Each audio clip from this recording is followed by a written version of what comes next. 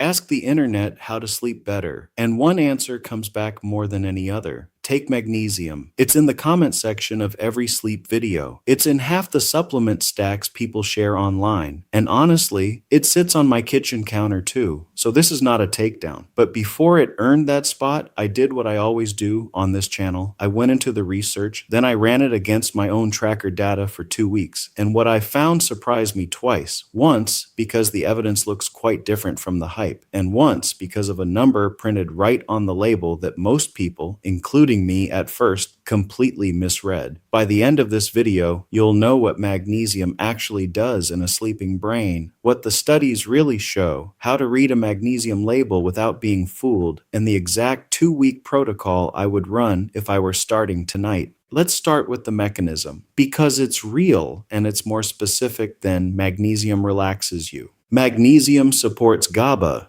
the brain's main braking signal. For your brain to fall asleep, that braking system has to win the evening. Magnesium also calms NMDA receptors, part of the accelerator, and it plays a role in regulating melatonin, the timing hormone that tells your body night has started. So the wiring is legitimate. This one mineral touches the braking system, the accelerator, and the clock. But here's the lesson this channel keeps relearning. A real mechanism does not guarantee a real result. The question is never, could this work in theory? The question is, does it work measurably, and for whom? When I first looked into this, I expected a wall of strong trials behind something this popular. That is not what's there. The clearest results come from people who are actually low on magnesium. In a well-known trial in adults over 60, a group where deficiency is common, 8 weeks of supplementation meant falling asleep faster and staying asleep more of the night. That's a solid result. Pool the trials together, and the picture gets more modest. In people with insomnia, magnesium shortened the time to fall asleep by roughly 17 minutes on average. Meaningful. But the researchers themselves rated the quality of that evidence low to moderate. Small studies, mixed methods, and for young, healthy adults who eat reasonably well, the evidence is thin, genuinely thin.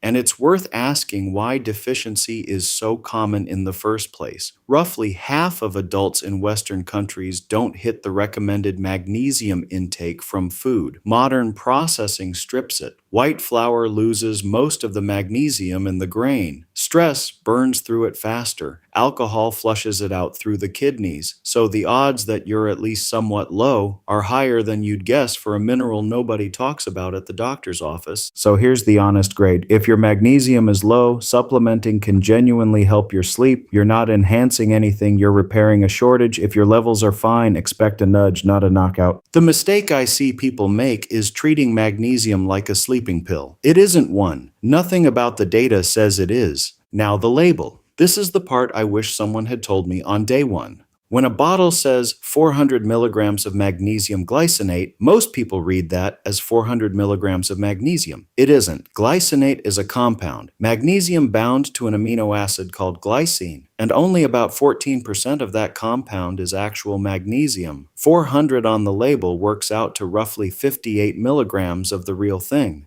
Elemental magnesium. That's the phrase that matters. It's usually hiding in small print on the back, and it's the only number worth comparing.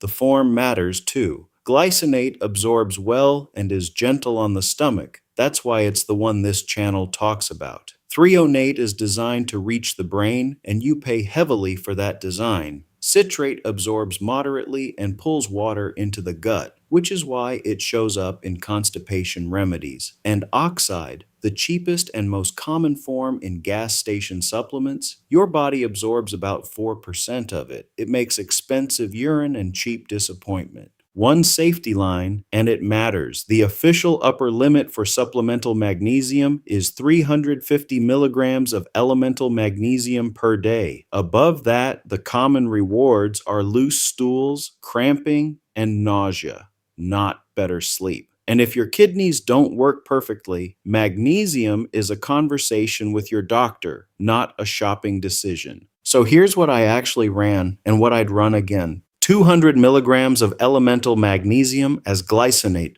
45 minutes to an hour before bed, same time every night. Consistency matters more here than dose.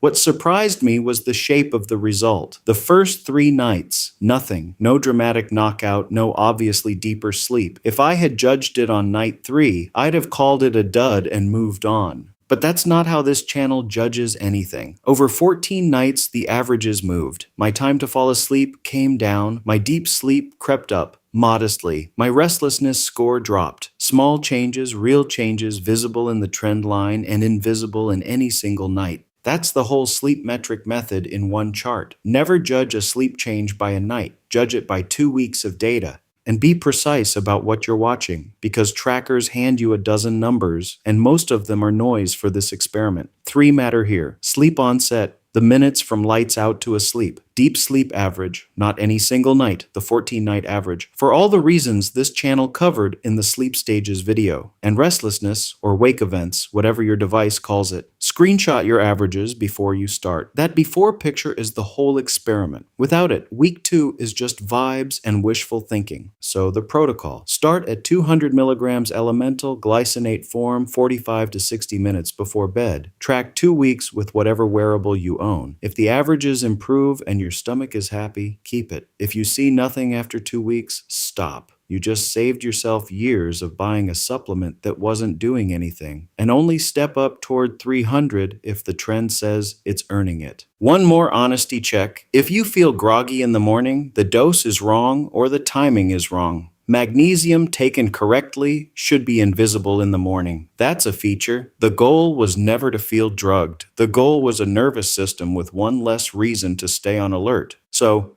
is magnesium the sleep fix the internet says it is? Not quite. And it doesn't need to be. It's a small, honest nudge with a real mechanism behind it. Best evidence if you're running low, and a label that's been quietly overselling itself the whole time. Small, honest nudges stack. That's the game. If you want the full dosing breakdown, including whether 500 milligrams is too much, I've written it up on my site. The link is in the description. And the free deep sleep protocol covers the changes with bigger effect sizes than any supplement. No pills involved. You can download it at sleepmetricscience.com. If honest grades on popular sleep advice is what you're here for, subscribe. The next experiment is already running on my wrist. Sleep well.